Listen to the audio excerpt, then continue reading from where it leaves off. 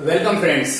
Hello alkene और hello arene topics में हम लोगों ने अपने पिछले वीडियो में क्लोरोफॉर्म के निर्माण की प्रयोगशाला विधि को डिस्कस किया था और आई होप कि आप सभी बच्चों ने उस वीडियो को अच्छे तरह से देख करके उसके नोट्स बना लिए होंगे। आज हम उसके आगे का टॉपिक पढ़ने वाले हैं। उसके आगे के टॉपिक में हम लोग सीखेंगे कि क्लोरोफॉर्म का निर्माण और भी अन्य विधियों के साथ किया जा सकता है। वो कौन सी विधि है जिससे हम क्लोरोफॉर्म का निर्माण कर सकते हैं। तो आप सभी को बता दूं, ये एक very most important name reaction है जो कि बहुत ज्यादा पेपर में पूछी जाती है। आइए हम उस नेम रिएक्शन पर बात करते हैं। उस नेम रिएक्शन का नाम है हेलोफॉर्म अभिक्रिया, जिसको हम बोलते हैं हेलोफॉर्म रिएक्शन। और हेलोफॉर्म अभिक्रिया से बहुत ज्यादा इंपॉर्टेंट क्वेश्चंस क्रिएट होते हैं। ऑब्जेक्टिव टाइप हो, बोर्ड एग्जाम में हो, कॉम्पिटिटिव एग्जाम में हो, सभी तरह के एग्जामिनेशन में ये रिएक्शन मोस्ट इंपॉर्टेंट रिएक्शन है। मैं इस रिएक्शन पर बात करता हूं। देखो, सबसे पहले हम लोग बात कर लेते हैं कि अगर हमारे इंटरमीडिएट लेवल पर हेलोफॉर्म रिएक्शन लिखने के लिए आती है तो हम उस रिएक्शन को किस तरह से लिखेंगे। सबसे पहले आप याद रखिएगा, देखो समझना, मैं हेलोफॉर्म को डिटेल में ले रहा हूं। आई थिंक 10 से 15 मिनट में हेलोफॉर्म रिएक्शन पर दूंगा, बट अभी हम पहले उतना कंटेंट लिख लेते हैं जितना हम बोर्ड में लिखना चाहते हैं। हम इसमें क्या लिखेंगे कि एथिल एल्कोहल, एथिल एल्कोहल अथवा एसिटाल्डिहाइड अथवा एसीटोन की क्रिया Cl2 या आप कहें तो हेलोजन, हेलोजन में कोई भी हो सकता है, हेलोजन तथा प्रबल क्षार, प्रबल क्षार में हम लोगों को लेना है NaOH के साथ कराते हैं तो हमें हेलोफॉर्म प्राप्त होता है। ठीक है, ये जो मैंने परिभाषा लिखी हुई है ये बिल्कुल सिंपल है। अब देखो, मैं इस परिभाषा को यहां रिएक्शन पर अप्लाई करता हूं तो आपको सब चीज क्लियर हो जाएगी। सबसे पहले मैं बात करता हूं एथिल एल्कोहल की, CH3 CH2OH। ये हमारे पास एथिल एल्कोहल है। अब आपसे क्या पूछा गया है कि एथिल एल्कोहल की रिएक्शन किससे करनी है, हेलोजन। हेलोजन में हमने थोड़ी देर ले लिया Cl2।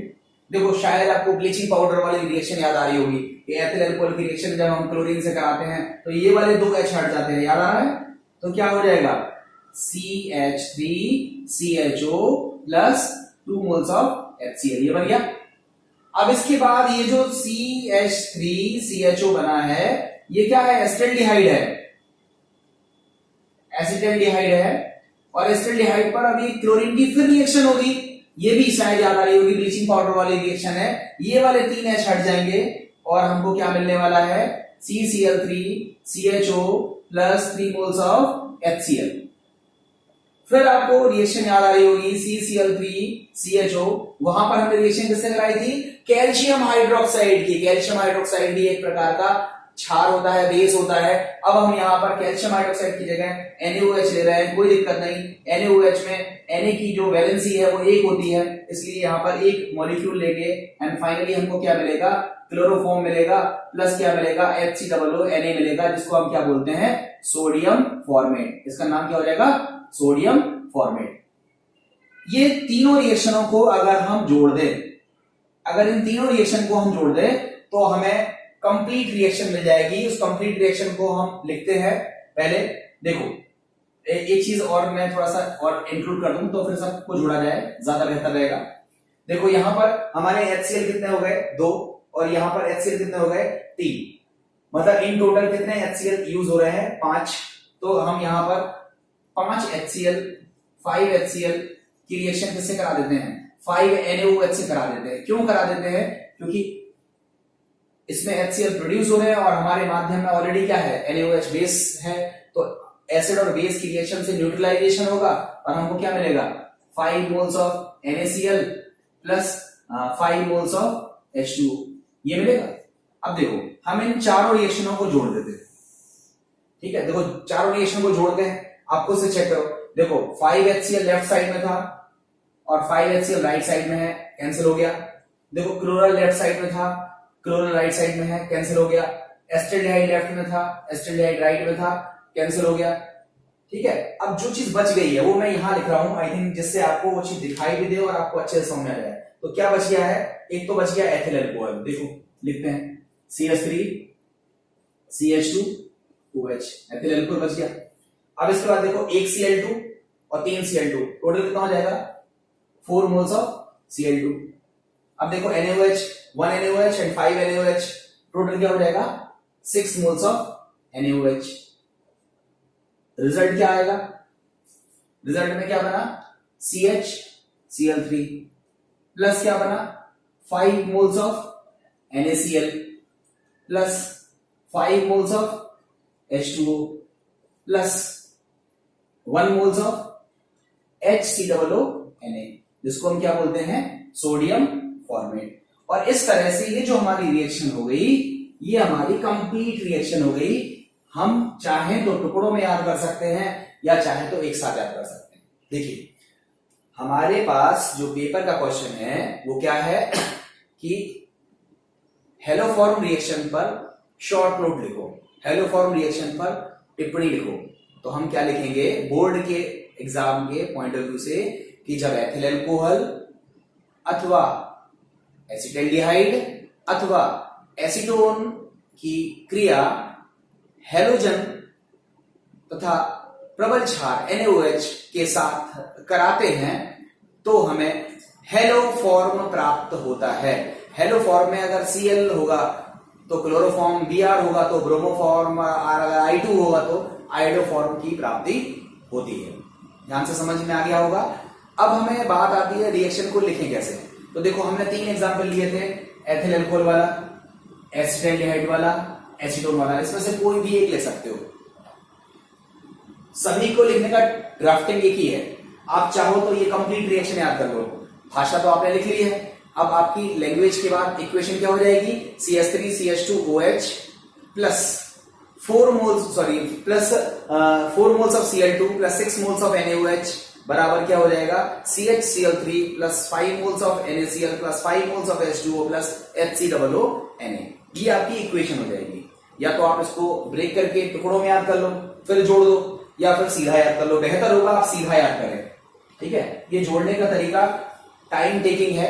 अब थोड़ी देर के लिए सोचो, अगर हम एथिल अल्कोहल ना लिए होते, अगर हम एस्टल्डिहाइड लिए होते, आई थिंक आप लोगों ने लिख लिया होगा ये। अब थोड़ी देर के लिए सोचो, अगर हम एस्टल्डिहाइड लेते तो हमारी इक्वेशन क्या होती, हमारी इक्वेशन क्या हो जाती है, हम एथिल अल्कोहल वाला कॉन्सेप्ट हटा देते। अब देखो इसमें देखो एस्टल्डिहाइड क्लोरीन से रिएक्शन करते क्लोरल बनता, क्लोरल की रिएक्शन NaOH से होती क्लोरोफॉर्म बन जाता। अब आप बताओ इसमें कितने HCl यूज हो रहे हैं 3, तो हम यहाँ पर 3 HCl की रिएक्शन कराते और किससे कराते 3 NaOH से कराते, तो हम लोगों को क्या मिल जाता 3 NaCl मिल जाता और 3 मोल्स ऑफ H2O मिल जाता।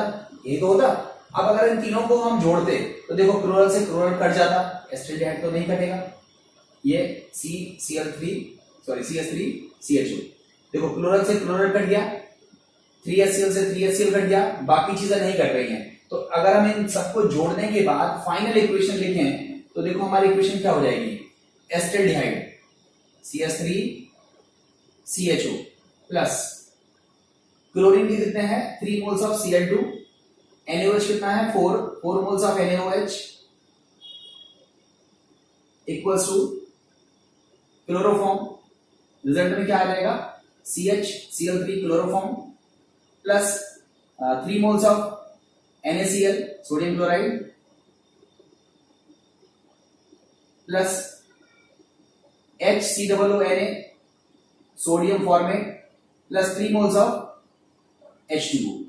आप ये इक्वेशन ले सकते हो। मतलब अगर आप एथिल अल्कोहल का एग्जांपल लेते तो उसमें 4 स्टेप होते हैं, जो हमने मिटा दिया वो सेकेंड, थर्ड एंड फोर्थ, और उसका फाइनल इक्वेशन आता ही है, तो आप सीधा फाइनल लिख सकते थे।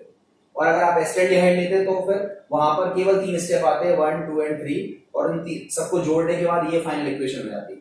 अगर मान लो हम एसीटोन के साथ रिएक्शन को लिखते, तो देखो एसीटोन का सूत्र क्या होता है, एसीटोन के लिए हम सूत्र क्या लिखते हैं, सी, यहाँ पे लिख रहे हैं एसीटोन मतलब जानते हो ना कीटोन, और कीटोन का सबसे सिंपल कीटोन का फॉर्मूला क्या है, CH3CO CH3। इसको क्या पढ़ते हैं, एसीटोन। सेम रिएक्शन 3Cl2 की रिएक्शन होगी, यहां हमको क्या मिलेगा, ट्राइक्लोरोएसीटोन CeCl3COCH3 मिल जाएगा, ठीक है। और फिर जो ट्राइक्लोरो आपका एसीटोन है CeCl3COCH3 है, उसकी रिएक्शन किससे हो जाएगी, NaOH से क्लोरोफॉर्म मिलेगा, मगर यहां पर हमको क्या मिल जाएगा, CH3COO Na मिलेगा, जिसको हम बोलते हैं सोडियम एसीटेट।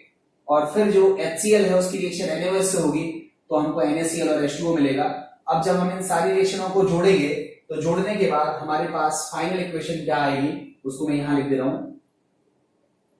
जोड़ने के बाद हमारी फाइनल इक्वेशन क्या आएगी, HCl से HCl कट जाएगा, ट्राइक्लोरो एसीटोन से ट्राइक्लोरो एसीटोन कट जाएगा, बाकी जो इक्वेशन आपको दिखाई देगी वो क्या होगी, CH3COCH3 plus 3Cl2 plus 4NaOH equals to chloroform CHCl3 plus 3NaCl plus CH3COO Na, इसका नाम होता है सोडियम एसीटेट, नाम होता है इसका sodium acetate, plus 3 moles of H2। इस तरह से हम 3 उदाहरण को लेकर के अपना कंटेंट पूरा कर सकते हैं। ध्यान से समझना, देखो ये वेरी मोस्ट इंपॉर्टेंट रिएक्शन है, इसको हम बोलते हैं हेलोफॉर्म रिएक्शन। मैं फिर से रिपीट कर रहा हूं, आई होप सभी लोग अच्छे से लिख लेंगे। हमारा क्वेश्चन बोर्ड में पूछा गया हेलोफॉर्म रिएक्शन क्या होती है, तो हम क्या बोलेंगे, जब एथिल अल्कोहल अथवा एसिटाल्डिहाइड अथवा एसीटोन की क्रिया हेलोजन तथा NaOH या प्रबल क्षार से जब कराते हैं तो हमें हेलोफॉर्म की प्राप्ति होती है। हेलोफॉर्म जनरल नाम है, अगर हम क्लोरीन यूज करेंगे तो क्लोरोफॉर्म बनेगा, ब्रोमीन यूज करेंगे तो ब्रोमोफॉर्म बनेगा, आयोडीन यूज करेंगे तो आयोडोफॉर्म यूज करेंगे। ये समझाने के लिए, ये हमारी भाषा होगी। अब भाषा के बाद आपको उदाहरण कोई एक देना है, या तो आप उदाहरण एथिल अल्कोहल का दे दीजिएगा, या एसिटाल्डिहाइड का दे दीजिएगा, या एसीटोन का दे दीजिएगा। तीनों उदाहरण में से कोई भी एक उदाहरण दोगे तो आपका टॉपिक पूरा हो जाएगा। मगर आपको इक्वेशन तीनों याद करनी पड़ेगी। क्यों? क्योंकि आपसे यही क्वेश्चन बोर्ड में एक दूसरे तरीके से भी पूछा जाता है, जिसको हम बोलते हैं व्हाट हैपन व्हेन, या क्या होता है जब। अब मान लो हम आपसे क्वेश्चन पूछे कि क्या होता है जब एथिल अल्कोहल की क्रिया क्लोरीन तथा प्रबल क्षार के साथ कराई जाती है, तो आपको फटाफट पूरा आंसर लिख देना है। क्या आंसर लिखेंगे, CH3CH2OH means ethyl alcohol plus 4 moles of Cl2 plus 6 moles of NaOH बराबर या इक्वल्स टू या गिव्स क्या मिलेगा, chloroform CHCl3 plus 5 moles of NaCl plus HCOO Na plus 5 moles of H2। अगर मान लो यही क्वेश्चन आपसे पूछा जाता कि क्या होता है जब एसिटाल्डिहाइड की क्रिया क्लोरीन तथा NaOH के साथ कराते हैं, तो फिर हमें एसिटाल्डिहाइड का फाइनल आंसर देना पड़ता, acetaldehyde plus 3Cl2 plus 4 NaOH बराबर chloroform CHCl3 plus 3 moles of NaCl plus HCOO Na plus 3 moles of H2। अगर यही क्वेश्चन आपसे पूछा जाता कि क्या होता है जब एसीटोन की क्रिया क्लोरीन तथा NaOH के साथ कराते हैं, तो हमें फिर एसीटोन का आंसर देना पड़ता है CH3COCH3 plus 3Cl2 plus 4 NaOH बराबर chloroform plus 3 NaCl plus CH3COO Na, जिसको हम बोलते हैं sodium acetate plus 3 moles of H2O। ये हमारा फाइनल आंसर आ जाता। इस तरह से आप इक्वेशंस को बोलना सीख लेंगे, लिखना सीख लेंगे, हेलोफॉर्म पर शॉर्ट नोट सीख लेंगे, और हेलोफॉर्म के रिएक्शन के क्वेश्चंस को क्या होता है जबकि फॉर्मेट पर अगर आता है तो उसका आंसर लिखना सीख लेंगे। ठीक है, अब हम बात करते हैं इसके जनरल एक्सटेंशन की। ये तो हो गया बोर्ड का काम। अब आपसे ऑब्जेक्टिव क्वेश्चन बहुत सारे पूछे जाते हैं। 4 ऑब्जेक्टिव दे दिया और आपसे पूछेगा कि कौन सा ऐसा कंपाउंड है जो हेलोफॉर्म रिएक्शन को शो करता है। ऐसा नहीं है कि यही 3 कंपाउंड हेलोफॉर्म शो कर रहे हैं, एथिल अल्कोहल, एस्टल्डिहाइड और एसीटोन। और भी कंपाउंड्स होते हैं जो हेलोफॉर्म रिएक्शन को शो करते हैं। तो उन कंपाउंड्स के पास ऐसी क्या चीज है, ऐसा कौन सा स्ट्रक्चर है जिसकी वजह से वो हेलोफॉर्म रिएक्शन शो करते हैं, उसके लिए देखिए हमें साइड से लिखा हुआ है क्वेश्चन बना करके कि कौन से कार्बनिक यौगिक हैं जो हेलोफॉर्म अभिक्रिया को प्रदर्शित करते हैं। कौन से कार्बनिक यौगिक हैं जो हेलोफॉर्म अभिक्रिया को प्रदर्शित करते हैं? उसका आंसर है कि जिन कार्बनिक यौगिकों में प्योर, अब ये प्योर शब्द का मतलब क्या हम सिखा रहे हैं, अभी तक केवल आप इतना समझिए कि जिन कार्बनिक यौगिकों में CH3CO ग्रुप रहता है या फिर CH3CHOH ग्रुप रहता है, वो कंपाउंड हेलोफॉर्म अभिक्रिया को प्रदर्शित करते हैं। अब ये जो चीज मैंने लिख दी है, ये तो पहले आप याद करिए। देखो मैं फिर बताया हूं कि किसी भी चीज को समझने के लिए पहले कुछ बेसिक्स हैं जो आपको पहले लर्न करने हैं, फिर जब मैं अप्लाई करूंगा तो वो चीजें एकदम क्रिस्टल क्लियर हो जाएंगी। इसलिए बेहतर है कि आप सबसे पहले याद रखें। हम आपसे पूछे कि हेलोफॉर्म रिएक्शन कौन देता है, तो आपका आंसर क्या होगा कि ऐसे ऑर्गेनिक कंपाउंड, ऐसे कार्बनिक यौगिक जिसके पास CH3CO ग्रुप हो या फिर CH3CHOH ग्रुप हो। अगर इनके पास CH3CO ग्रुप या CH3CHOH ग्रुप होता है तो वो कंपाउंड्स हेलोफॉर्म रिएक्शन को शो करते हैं। मतलब उनकी रिएक्शन अगर हम हेलोजन और NaOH के साथ कराएंगे तो क्लोरोफॉर्म बनेगा, ब्रोमोफॉर्म बनेगा और आइडोफॉर्म बनेगा। स्पेशली हम आइडोफॉर्म की अगर हम बात करें तो आइडोफॉर्म एक पीले रंग का पदार्थ होता है और हेलोफॉर्म रिएक्शन को बहुत ज्यादा वे में हम आइडोफॉर्म रिएक्शन के फॉर्मेट पर पूछते हैं। हम आपसे पूछते हैं आइडोफॉर्म रिएक्शन क्या होती है, आइडोफॉर्म अभिक्रिया क्या होती है, तो यही रिएक्शन है। मगर जब हमसे आयोडोफॉर्म पूछा गया है तो हमें हेलोजन में किस हेलोजन पर फोकस करना है, आयोडीन पर फोकस करना है। हम क्या बोलेंगे कि ऐसे कार्बनिक यौगिक जो आयोडीन तथा NaOH के साथ क्रिया करने पर पीले रंग का आयोडोफॉर्म बनाते हैं, CHI3 बनाते हैं, वो कंपाउंड्स आयोडोफॉर्म रिएक्शन को शो करते हैं। और वो कौन से कंपाउंड होते हैं? जिनके पास CH3CO ग्रुप हो या फिर CH3CHOH हो। अब हम इस पर बेस्ड क्वेश्चन करते हैं। हम कई सारे यहां पर क्वेश्चन लिख रहे हैं। आपसे केवल इतना पूछा जाएगा कि कौन आयोडोफॉर्म देगा और कौन आयोडोफॉर्म नहीं देगा, कौन हेलोफॉर्म रिएक्शन देगा, कौन हेलोफॉर्म रिएक्शन नहीं देगा। मतलब आपको जितने भी स्ट्रक्चर यहां दिख रहे हैं उन सारे स्ट्रक्चर में आपको क्या चीज छांट के रखनी है कि जिसमें प्योर CH3CO ग्रुप होगा वो देगा और जिसमें प्योर CH3CO ग्रुप नहीं होगा वो नहीं देगा। या फिर जिसमें 2 हाइड्रोक्सी में इस तरह का ग्रुप होगा, 2 हाइड्रोक्सी वाला ग्रुप होगा, अल्कोहल वाला ग्रुप होगा, वो देगा, अन्यथा और सारी चीजें नहीं देंगे।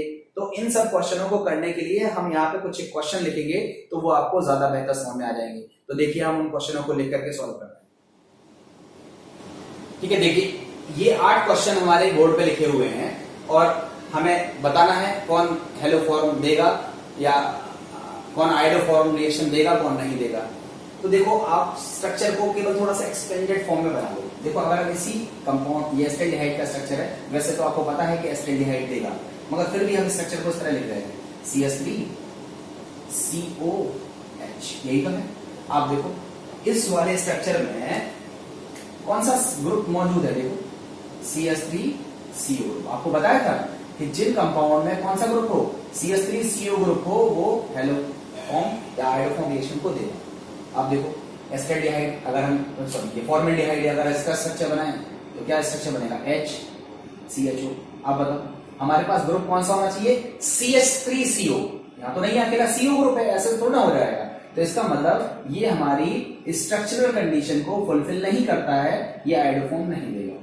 हम आगे बात करते हैं एसीटोन की। अगर हम एसीटोन का स्ट्रक्चर बनाएं तो क्या बनेगा, CH3CO CH3।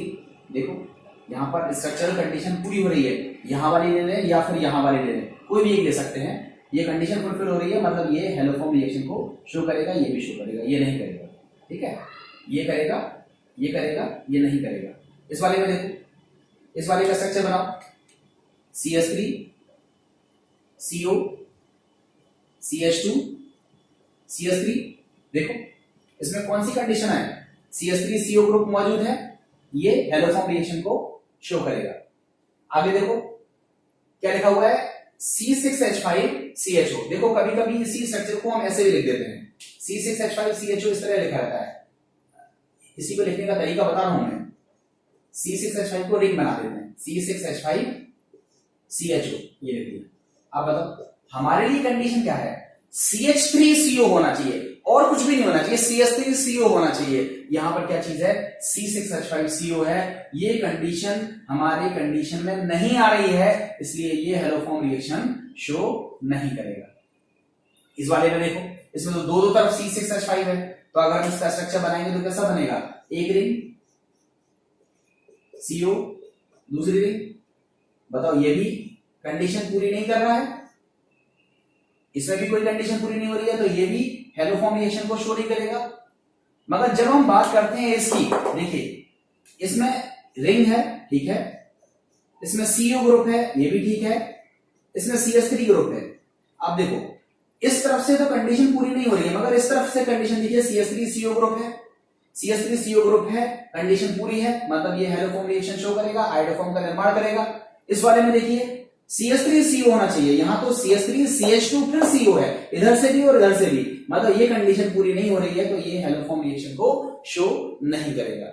तो ये आपको क्वेश्चन समझ में आने चाहिए कि कौन करेगा कौन नहीं करेगा। ये 8 है, मैं अभी 5-6 क्वेश्चन और लिख रहा हूं, जिसके बाद आपको और कंफर्म हो जाएगा कि कौन आइडोफॉर्म रिएक्शन या हेलोफॉर्म रिएक्शन शो करता है और कौन हेलोफॉर्म रिएक्शन को शो नहीं करता है। तो देखते हैं इसके बाद।